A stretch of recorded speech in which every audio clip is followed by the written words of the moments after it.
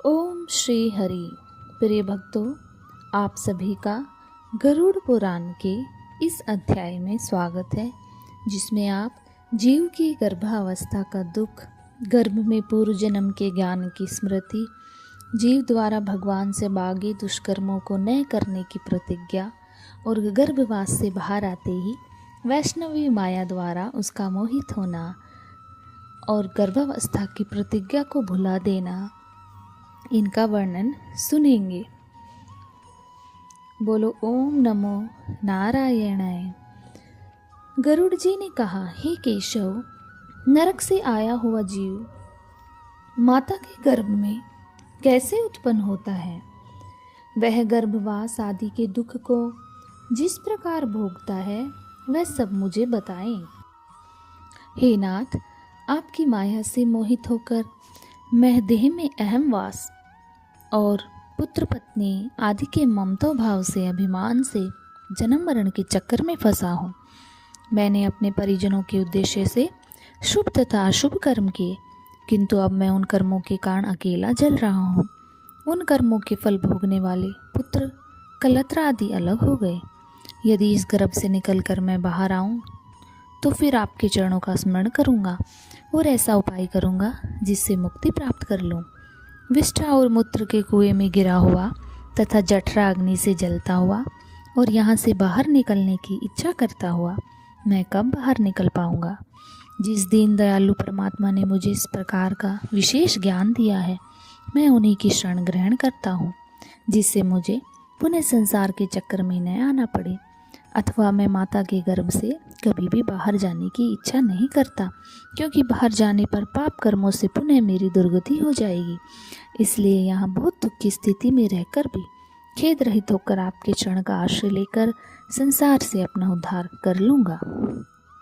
श्री भगवान बोले, इस प्रकार की बुद्धि वाले एवं स्तुति करते हुए 10 मास के ऋषिकल्प उस जीव को प्रसूति वायु प्रसव के लिए तुरंत नीचे की ओर धकेलता है।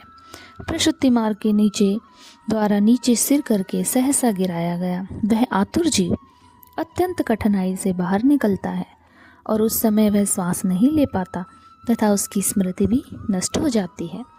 पृथ्वी पर विष्ठा और मूत्र के बीच गिरा हुआ वह जीव मल में उत्पन्न कीड़े की भांति चेष्टा करता है और विपरीत गति प्राप्त करके ज्ञान नष्ट हो जाने के कारण अत्यधिक रुदन करने लगता है।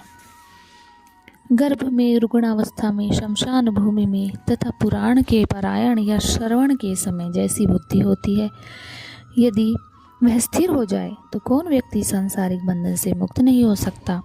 कर्म भोग के अनंतर जीव जब गर्भ से बाहर आता है, तब उसी समय वैष्णवी माया उस पुरुष को मोहित कर देती है। उस समय माया के स्पर्श से वह जीव विवश होकर कुछ बोल नहीं पाता और प्रत्युत शेष अवस्था होने वाले दुखों को पराधीन की भांति भोगता है। उसका पोषण करने वाले लोग उसकी इच्छा को जान नहीं पाते, अतः प्रख्या करने में असमर्थ होने के कारण वह अनभिज्ञ प्रेत विपरीत परिस्थिति को प्राप्त हो जाता है। स्वेदज जीवों से दूषित और विष्ठा मूत्र से अपवित्र शैया पर सुलाए जाने के कारण अपने अंगों को खुजलाने में, आसन में उठने में, अन्य चेष्टाओं को करने में वह असमर्थ रहता है।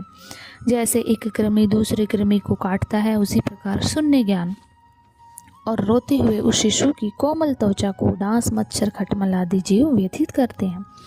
इस प्रकार शेष अवस्था का दुख भोग कर वह पौगंडावस्था में दुख ही भोगता है। तदंतर युवावस्था प्राप्त होने पर आसुरी संपत्ति को प्राप्त होता है। तब वह दुर्व्यसनों में आसक्त होकर नीच पुरुषों के बीच संबंध बनाता है। वह कामल पट प्राणी, शास्त्र और सत्पुरुषों से द्वेष करता है। भगवान की माया रूपी स्त्री को देखकर वह अजितेंद्रिय पुरुष उसकी भाव भंगिमा से प्रलोभित होकर महामोह रूप अंतर्धम में उसी प्रकार गिर पड़ता है, जिस प्रकार अग्नि में पतिंगा, हिरण, हाथी, पितिंगा, भोरा और मछली, ये 5 कर्मश शब्द, स्पर्श, रूप, गंध, रस, इन 5 विषयों में एक एक में आसक्ति होने के कारण ही मारे जाते हैं। फिर एक प्रमादी व्यक्ति जो 5 इंद्रियों से 5 विषयों को भोग करता है, वह क्यों नहीं मारा जाएगा? अभीप्सित वस्तु की अप्राप्ति को स्थिति में अज्ञान के कारण ही क्रोध हो जाता है और शोक को प्राप्त व्यक्ति देह के साथ बढ़ने वाले अभिमान और क्रोध के कारण कामी व्यक्ति स्वयं अपने नाश हेतु दूसरे कामी से शत्रुता कर लेता है। इस प्रकार अधिक बलशाली अन्य कामीजनों द्वारा वह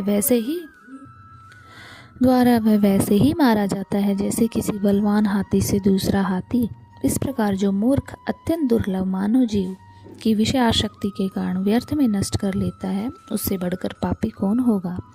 सैकड़ों योनियों को पार करके पृथ्वी पर दुर्लभ मानव योनि प्राप्त होती है। मानव शरीर प्राप्त होने पर भी द्विजतम की प्राप्ति उससे भी अधिक दुर्लभ, अति दुर्लभ द्विजतम को प्राप्त कर जो व्यक्ति द्विजतम की रक्षा के लिए अपेक्षित धर्म कर्मानुष्ठान नहीं करता, केवल इंद्रियों की तृप्ति में प्रयत्नशील रहता है, उसके हाथ में आया हुआ अमृत स्वरूप वह अवसर उसके पद्माद से नष्ट हो जाता है। इसके बाद वृद्धावस्था को प्राप्त करके महान व्याधियों से आकुल होकर मृत्यु को प्राप्त करके वह पूर्वव्रत महान दुखपूर्ण नरक में जाता है। इस प्रकार जन्म मरण के हेतुभूत कर्म पाशों में बंधे हुए वे पापी मेरी माया से विमोहित होकर कभी भी वैराग्य को प्राप्त नहीं करते। हे ताक्षरी, इस प्रकार मैंने तुम्हें अंत्योष्टि कर्म से हीन पापियों की नरक गति बताई। अब आगे और क्या सुनना चाहते हो? बोलो ओम श्री हरि।